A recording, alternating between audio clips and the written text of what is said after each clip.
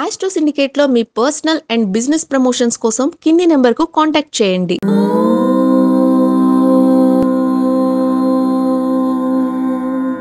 ఓం శ్రీ గురుభ్యో నమః. హరి ఓం.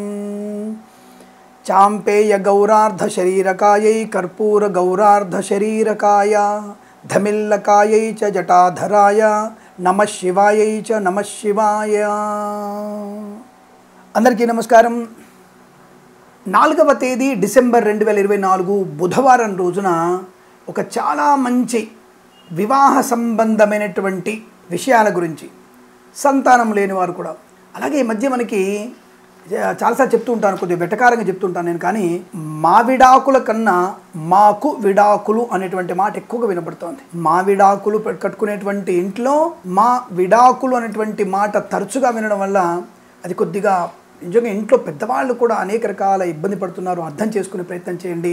ప్రతి చిన్న విషయానికి ఓర్వలేనితనము, ఓర్చుకోలేని తత్వం, ఈ రెండింటి వల్ల ఇబ్బందులు పాలవుతూ ఉంటారు. సో ప్రస్తుతాల్లో అటువంటి వాళ్ళ కోసం, అలాగే పాపం కన్న తల్లిదండ్రులకి పిల్లగాడికి 30 ఏళ్ళు వచ్చాయండి, 92లో పుట్టాడండి, 32 ఏళ్ళు వచ్చాయండి, 30 ఏళ్ళు వచ్చాయండి, అమ్మాయికి ఇంతవరకు వివాహం కావట్లేదండి, అమ్మాయికి వివాహం అయిందండి, ఎంగేజ్మెంట్ వరకు వచ్చిందండి, మరి ఎందుకో క్యాన్సిల్ అయిందండి, అబ్బాయికి ఎంగేజ్మెంట్ అయిందండి, వాళ్ళు వద్దనుకున్నారండి, అబ్బాయికి మంచి జీతం అండి, అబ్బాయి డాక్టర్ అండి, అబ్బాయి ఇంజనీర్ అండి, అబ్బాయి బోర్డు రాస్తుందండి, మేము ఈ కులం వాళ్ళండి, మేము బాగా డబ్బున్నోళ్ళమండి, అయినా సరే విడాకులు లేదంటే పెళ్ళిళ్ళు అవ్వటం లేదండి అన్నటువంటి వ్యక్తులకి సమాధానము చెప్పగలిగేటువంటి అవకాశం ఉన్నటువంటి ఒక శుభదినమైనటువంటి రోజు, ఒక మంచి రోజు. అందుకే ఈ వీడియోని చివరిదాకా చూడాలి. మీరు చివరిదాకా ఈ వీడియోని చూసినట్టయితే మీకు అనుకూలవంతమైన శుభ ఫలితాలు ఉంటాయి. అయితే ఇక్కడ ముందుగా ఈ యొక్క పండగకి ఒక విశేషం ఉంది. పురాణ ఇతిహాసాల ప్రకారం ఏదైనా మనం చెప్తూ ఉంటాం. అయితే ఇక్కడ ఒకానొక సమయంలో పార్వతీదేవి భృగు మహర్షి చెప్పినటువంటి విషయంలో, అంటే అమ్మవారికి భృగు మహర్షి ఒక విషయం చెప్తాడు. ఆ యొక్క పార్వతీదేవి శివుణ్ణి ప్రసన్నం చేసుకోవడానికి, అంటే ఎప్పుడైతే ఈ యొక్క అమ్మవారు తన దేహాన్ని దహనం చేసుకుందో ఆ తదుపరి మళ్ళీ పార్వతిగా పుట్టి ఈ యొక్క పరమేశ్వరుని తపస్సు చేస్తూ వివాహం చేసుకునేటువంటి ప్రయత్నంలో ఎక్కువగా ఉంటారు. ఇటువంటి వివాహ ప్రయత్నంలో అమ్మవారికి ఎన్ని పూజలు చేసినా, తపస్సు చేసినా, ధ్యానం చేసినా ఎట్టి పరిస్థితుల్లో ఆమెకు వివాహం, ఆ శివుడు ప్రసన్నం అవ్వడం లేదు, వివాహం అవ్వడం లేదు. ఆ సమయంలో భృగు మహర్షి గారు అమ్మవారికి ఈ వ్రత విషయాన్ని చెప్తాడు. అమ్మా, నువ్వు ఈ విధంగా వ్రతము చేసుకో అంటే, మరి కొన్ని పురాణాల్లో జ్యేష్ఠ శుద్ధ పంచమి చెప్పినట్టుగా తెలుస్తోంది కొన్ని విషయాల్లో. కానీ ఇది కార్తీక మాసంలో మనకి బహుళపక్ష తదియ రోజున ఈ యొక్క వ్రతం అనే విషయం తెలుస్తోంది.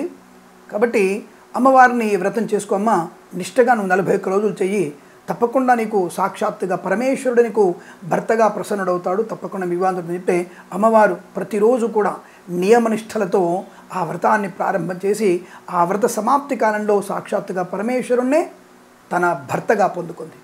మరి ఆ వ్రతం ఏమిటో తెలుసుకునే ముందుగా మనము ఇంకొక పురాణ గాథ ఉంది. అసలు ఈ వ్రతం ఎందుకు ఉత్పన్నమైంది, అసలు ఈ వ్రతం చేయడం వల్ల ప్రయోజనం తెలుస్తుంది. సరే, వైవాహిక జీవన ఆనందం కోసం సాక్షాత్తుగా అర్ధనారీశ్వర తత్వాన్ని పొందుకున్నటువంటి ఆ మహాతల్లి పార్వదేవి మనము ఆమె బాటలో నడిస్తే తప్పకుండా వివాహం అయ్యే అవకాశాలు, మంచి వైవాహిక జీవనం, సుసంపన్నమైనటువంటి జీవనం, శుభకరమైన సంతాన యోగం, అంటే ప్రపంచానికి ఉపయోగపడేటువంటి వ్యక్తుల్ని సంతానంగా పొందుకోవచ్చు, పుత్రిక కానీ పుత్రుడు కానీ.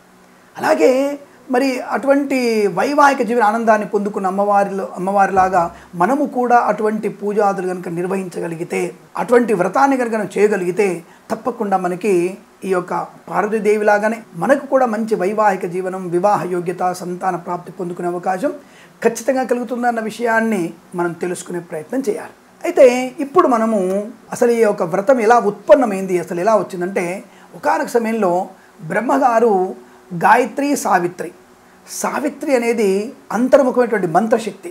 ఆ సావిత్రి మంత్రము, గాయత్రి మంత్రమే మనకి మంచి జ్ఞానాన్ని కలిగించే అవకాశం ఉంటుంది. కాబట్టి సావిత్రి అంటే యజ్ఞోపవిధానికి, గాయత్రి అంటే మంత్రం, బీజాక్షర మంత్రం. ఈ సావిత్రి అనేటువంటి ఆవిడ బ్రహ్మగారిని అంటే సరిగ్గా అమర్యాదపూర్వకంగా చూడడము, సరిగ్గా గౌరవించకపోవడం లాంటిది చేస్తూ ఉంటుంది. కాబట్టి బ్రహ్మగారు వెంటనే నువ్వు బీజము లేని వృక్షములాగా నువ్వు మారిపో అని చెప్పేసి, భూలోకంలో పడి ఉండని చెప్పేసి ఆ సావిత్రీదేవికి శాపాన్ని కలిగిస్తాడు. పాప ఆ సావిత్రీదేవి బీజము లేని వృక్షములాగా భూలోకంలో పడి చాలా బాధలు పడుతుంటుంది. అంటే బాధపడతామంటే బాధపడుతుంటుంది, అయ్యో నేను ఒక సత్యలోకంలో ఉండేటువంటి నేను ఈ విధంగా మరి ఈ లోకానికి వచ్చినట్టే అని చెప్పేసి బాధపడుతూ ఆయన కోసం తపస్సు చేస్తూ ఉంటుంది. ఆయన కోసమే తపస్సు బ్రహ్మాండంగా తపస్సు చేస్తుంటుంది.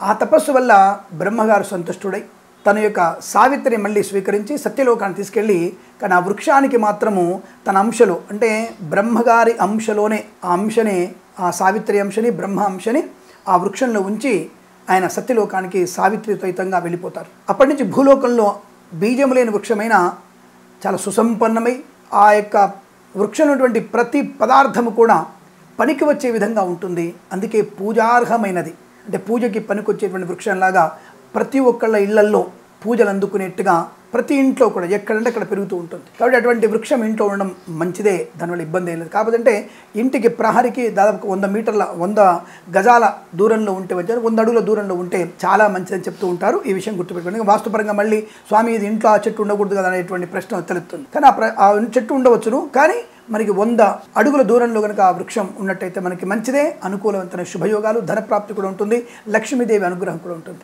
ఆ చెట్టు పేరే రంభా వృక్షము. మా యొక్క ఎడిటర్ గారు కింద చెప్పినప్పుడు పాపం రంభా ఊర్వశి మేనకల పూజన అన్నటువంటి ఒక సందేహాన్ని వెలుబుచ్చారు. అంటే ఇది రంభా ఊర్వశి మేనకల పూజ కాదండి. రంభా వృక్ష పూజ అంటే అరటి పండు చెట్టు, అంటే అరటి చెట్టు అని అర్థం. రంభా వృక్షం అంటే అరటి చెట్టు. అందుకని వీడియోని వేదాగా చూడమని చెప్పాను. ఈ అరటి చెట్టు కనుక మనం పూజ చేసినట్టయితే మనకి అనుకూలవంతమైన వైవాహిక జీవనాన్ని పొందుకోవచ్చు. ఇది ఈ పండగ ఎప్పుడు వస్తుందంటే మార్గశిర మాసంలో శుక్లపక్షమందు తదియ రోజున వస్తుంది. అందుకే మనకి 4/12/2024 రోజున ఈ పండగ వచ్చింది. అలాగే ఈ పండగ వల్ల మనకి అమ్మవారి పార్వతీదేవి శివుని పొందడం, సావిత్రి బ్రహ్మ సహితంగా సత్యలోకానికి వెళ్ళడం, ఆ తదుపరి లోపాముద్ర గారు కూడా ఈ యొక్క రంభా వృక్షానికి అంటే అరటి చెట్టుకు పూజ చేసి అగస్త్యుణ్ణి భర్తగా పొందట. లోపాముద్ర గారు అగస్త్యుణ్ణి భర్తగా పొందినటువంటి పురాణాలు చెప్తున్నాయి, మనకి ఇతిహాసాలు స్పష్టంగా ఉంది. ఇక్కడ అమ్మవారు జ్యేష్ఠ శుద్ధ పంచమిలో చేశారని చెప్పేసి పురాణాలు చెప్తున్నాయి. కానీ మనకి ఈ యొక్క పురాణాల్లో మాత్రం అంటే మనకి అగస్త్య సంహితలు కానీ ఇతరత్ర గ్రంథాలలో మార్గశిర శుద్ధ తదియ రోజున ఈ యొక్క పండగ చేసుకోమని స్పష్టంగా చెప్పబడుతుంది.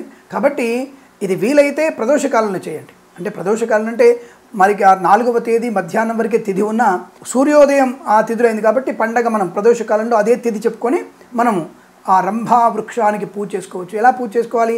తులసి మాతకి ఎలా పూజ చేస్తారో అలాగే పూజ చేయండి. దీపము, ధూపము, వస్త్రము, గంధాక్షతలు, పసుపు కుంకుమ వేసేసి అమ్మవారికి నమస్కారం, కొబ్బరికాయ గుట్టి నైవేద్యం పెట్టి బెల్లము అసలు వడపప్పు నైవేద్యంగా పెడితే ఆ యొక్క రంభా వృక్షానికి మనం పూజ చేసుకొని మనకి అనుకూలవంతమైనటువంటి వైవాహిక జీవనాన్ని, మంచి వరుణ్ణి, మంచి వధువుని, మంచి సంతానాన్ని పొందుకోగలిగే అవకాశం ఉంటుంది. కాబట్టి మార్గశిర మాసంలో శుక్లపక్షంలో వచ్చేటువంటి తదియ ఎప్పుడు వస్తుంది? మనకి 4/12/2024 బుధవారం రోజు వస్తుంది. కనుక తప్పకుండా మీరు వివాహం కానివారు, వివాహం కోసం ఎదురు చూస్తున్నవారు, సంతాన ప్రాప్తి కొరకు, అలాగే ఈ కిల్లి గజ్జాలు పెట్టుకునేటువంటి విడిపోదాము, మామిడాకులొద్దు మామిడాకులు కావాలి అనుకునేటువంటి అంటే మా విడాకులు కావాలనుకునే వాళ్ళందరూ కూడా తప్పకుండా ఈ యొక్క రంభా వృక్షానికి పూజ చేసుకున్నట్టయితే అన్యోన్య దాంపత్య జీవనం, శుభకరమైనటువంటి సంతాన ప్రాప్తి పొందుకోవచ్చు. ఇందులో సందేహం లేదు.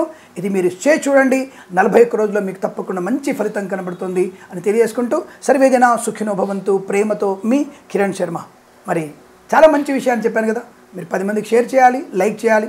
వచ్చే 6 మాసాల్లో 1 మిలియన్ సబ్స్క్రైబర్స్ కావాలి, దానికి మీ సహాయం కావాలి అని కోరుకుంటూ నమస్కారం.